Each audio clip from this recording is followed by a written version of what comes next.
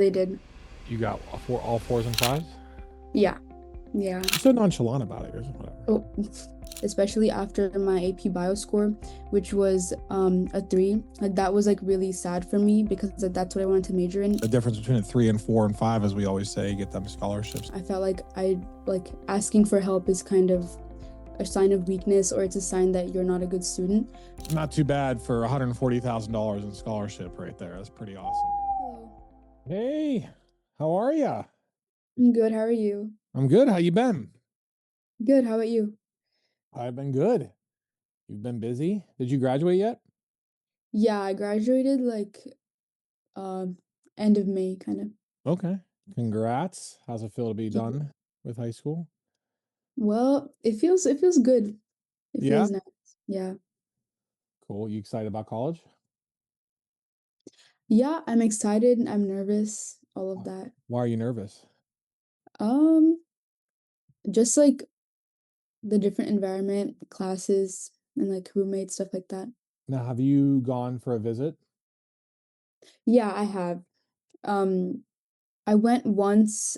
I didn't go to their admit day because at the time I was thinking of going to UCR. So I went to UCR's admit day. So I ended up missing USF's admit day. Yeah. But I did go for like a scheduled tour, and then I just went with my family on the weekend once. And Okay. we have like a summer in SF. It's like kind of a day you get to meet all the staff. So I'm going on Saturday, Awesome. Awesome. When did classes start?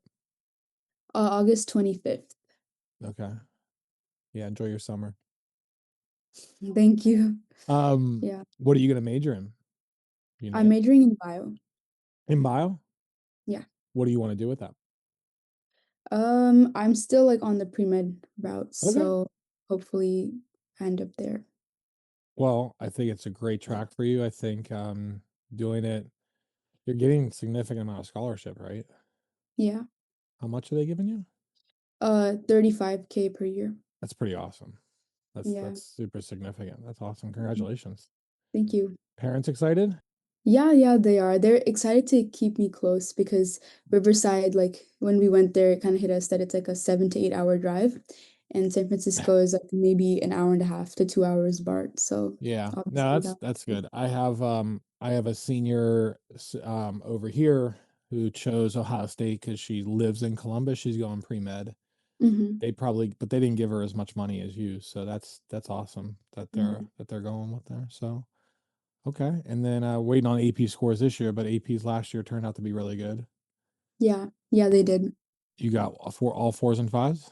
Yeah, yeah. Awesome. Um, it was 5 in Calc, and then 4s in Lang, um, Chem, and Spanish. So that combined with your SAT helped with the scholarships? Yeah. Did you end up getting AP Scholar with distinction or with honors from that? Yeah, I did. I don't remember what it was exactly because I think I saw it like once, but it was like it said that I got some sort of a distinction. That's awesome. Congratulations. You're so nonchalant about it. You're just whatever. Oh, thank you. How was Coach Sima? She was great. We started off with just how I wanted to go into it, applying as a pre-med. So we did a couple BSMDs, which is like obviously a very much a reach, if like not like, kind of impossible. So we started off with some of those, and then we did some, I was thinking of doing some out of state. Seema wanted me to, but for me at least, I wanted to save as much as I could. So I decided not to do any out of state. The only private college I applied to was USF, and that was like kind of a last minute, like, let me apply for fun kind of thing. And then my main thing was UC's. And I think that's where I was a little bit confused because Seema, I think she lives in Pennsylvania. So she had a little bit less experience about UCs. So if I asked her like a couple questions, she would have to like go back and research them herself and then come back to me, which in the end I kind of ended up doing a lot of the research myself, which is great, but it was a little bit different because she didn't know as much about UCs, but then at the same time, she'd give me a lot of information in like pre-med and like college life, that kind of thing. So I did get a lot of like feedback with that, and she ended up helping me with my honors college application for UCR and for USF too when I got into both. So that You was got great. you're going to honors college, which is awesome. That's Mhm. congratulations. Yeah. That's a really big feat. So now you get to pick your classes ahead of the other students, really Yeah. kind of call your shot. That's really big, Yeah. especially when you get into your sophomore year of college and like Mhm. junior, like because I know I had to wait. There was some classes I wanted to take as a junior that I didn't have access to, or sophomores I didn't have access to that I had to wait till a junior just to get that preferred. And like I took a movie studies as my primary English course. It was, but it was always Phil. So Mhm. that's really cool. Yeah. Um, would you know what type of doctor you potentially want to be? Not really, because I honestly don't know too much. I just did like one internship over high school, and it was at a dermatology and plastic surgery institute. Okay. So going there, I realized that I probably won't be doing either of those because I just didn't like the way they treated the practice as more of like a business than like the medical aspect of it. So I don't think I'll be going into that. But I'm thinking more like either peds or IM. So you know the reason behind that, right? So like dermatology, a lot of dermatologists are still private practice. They're not owned by healthcare systems, and obviously plastic surgery is very much in that realm. So usually, unless it's set up from an agency that hires a doctor, most of those are just become private practice. So my uncle was a podiatrist. He was a foot doctor, and when the change of all the laws with the ACA, he like basically had to run a huge admin staff too. So a lot of doctors, like including my childhood pediatrician, sold their private practice to a healthcare provider and then went and worked as like they got hired back as the primary doctor for that.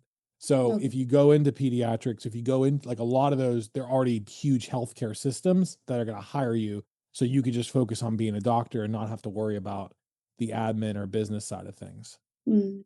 Yeah, that makes sense. My cousin's an eye surgeon, so he went to a small division 3 private school in Pennsylvania, and then he went to medical school, and then years later he became an eye surgeon. But he, very similar to you, went through that process of discovering what he didn't want to do. He interviewed other doctors and saw like, I don't want to do this, I want to do that, and landed on eye surgery. So I think that's a very good pathway for you. Mhm. We have enough students right now. I think we're gonna have to start offering the MCAT as a test prep. So Oh, eventually, really? Okay. yeah, we got a lot of kids that'll want to come back for that too. So overall, how was the experience though? Overall, I was very satisfied with the test prep side of things, but I think, yeah, from the test prep standpoint, it was really good because that was kind of my main concern, especially after my AP bio score, which was a 3. Like that was like really sad for me because like, that's what I wanted to major in, and I did end up majoring in it. But I was worried about chem, so that was like one of my biggest things, and then I ended up doing well in that as well as calc, and that did like end up giving me like my scholarship, and it also has helped me test out of like a lot of my beginning classes. So I would say that that was That's like huge. one of the biggest, yeah, And things. you started working with us after your AP bio, right? Yeah. Okay. Gotcha. So that got you some confidence. That got you, we saw progress, the difference between a 3 and 4 and 5, as we always say, get them scholarships. That's awesome. Parents happy then? Everything good? Yes. Yeah. Well, that's awesome. So Nishtha, congratulations. We're really excited for you. Thank you. Any advice to other potential juniors, sophomores, or seniors out there right now juggling AP, college admissions, SAT, just future advice that you'd pass down? Yeah. Um, I would say it's very generic, but I think the moment you see yourself struggling, don't be afraid to reach out for help because that's the one thing that I struggled in doing. I felt like I like asking for help is kind of a sign of weakness or it's a sign that you're not a good student. But the earlier you figure out where you're messing up and what you're doing wrong, and the earlier you get help from other people, it also just helps you from like a thought process standpoint. If you're struggling on a concept, if you explain your thought process to someone else and they explain theirs to you, it kind of helps you understand how you can, improve in terms of thinking and in terms of test taking and all of that. So I'd say reach out for help. And Also, everyone's path is different. So even if you do end up struggling a little bit in some spots and you see other people doing well, it's not that the end of the world for you because you're going to find your spot eventually.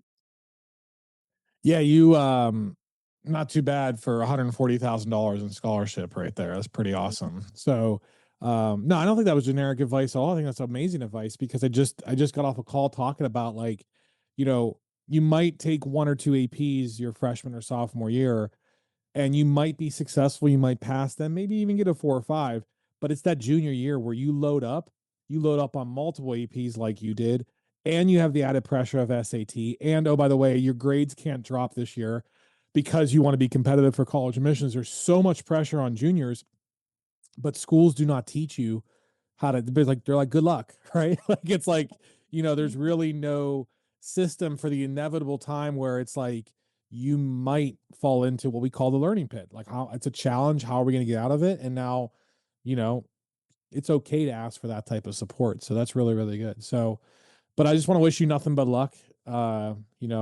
Congratulations again.